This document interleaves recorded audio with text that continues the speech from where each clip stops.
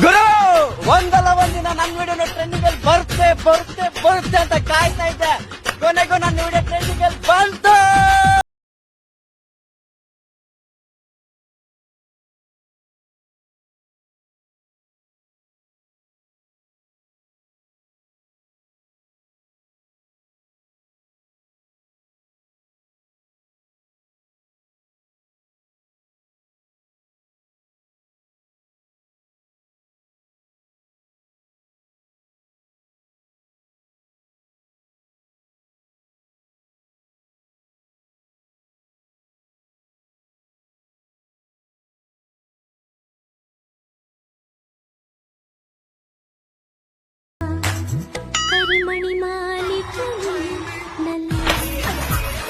ಏನ ಕರಿಮಣಿ ಮಾಡ್ಸದ್ ನಾನಲ್ಲ ಅಂತ ನಾನೇ ಮಾಡ್ಸೋದು.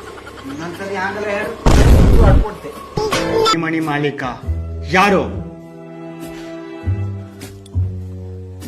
ಒಂದ್ ಸಾಂಗ್ ಮುಖಾಂತರ ಹೇಳ. ಇದೇನು ಎದೆ ತುಂಬಿ ಹಾಡುವೆನ? ಪ್ಲೀಸ್. ಓಕೆ.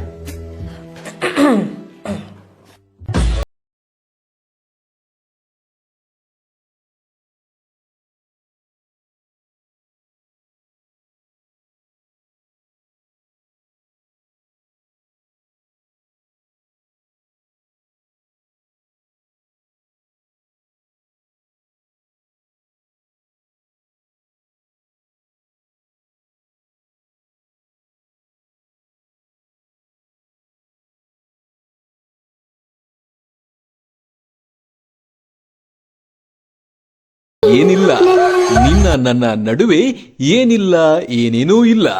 ಈ ಹಾಡನ್ನ ಕೇಳದೇ ಇರುವವರು ಬಹುಶಃ ಯಾರೂ ಇಲ್ಲ ಅನ್ಸುತ್ತೆ. ಓನಲ್ಲ ನೀನಲ್ಲ ಕರಿಮಣಿ ಮಾಲೀಕ ನೀನಲ್ಲ. ಈ ಹಾಡು ಈಗ ಸಖತ್ ಟ್ರೆಂಡ್ನಲ್ಲಿದೆ. ವಾಟ್ಸಪ್ ಸ್ಟೇಟಸ್, ಇನ್ಸ್ಟಾ, FB ಸೇರಿದಂತೆ ನೀವು ಯಾವುದೇ ಸೋಷಿಯಲ್ ಮೀಡಿಯಾ ಓಪನ್ ಮಾಡಿದ್ರೆ ಈ ಹಾಡು ರಪ್ ಅಂತ ಕಿವಿಗೆ ಕೇಳಿಸುತ್ತೆ. ದಿನಕ್ಕೊಮ್ಮೆ ಆದ್ರೂ ಈ ಹಾಡನ್ನ ಈಗೀಗ ಕೇಳೇ ಇರ್ತೀರಾ. ರೀಲ್ಸ್ ಪ್ರಿಯರು ಈ ಹಾಡಿನಿಂದ ಹಬ್ಬ ಮಾಡ್ತಾ ಇದ್ದಾರೆ. ಇಷ್ಟೆಲ್ಲ ಸದ್ದು ಮಾಡೋ ಈ ಹಳೆ ಹಾಡು ಬಗ್ಗೆ ನಾವು ಹೇಳ್ತೀವಿ.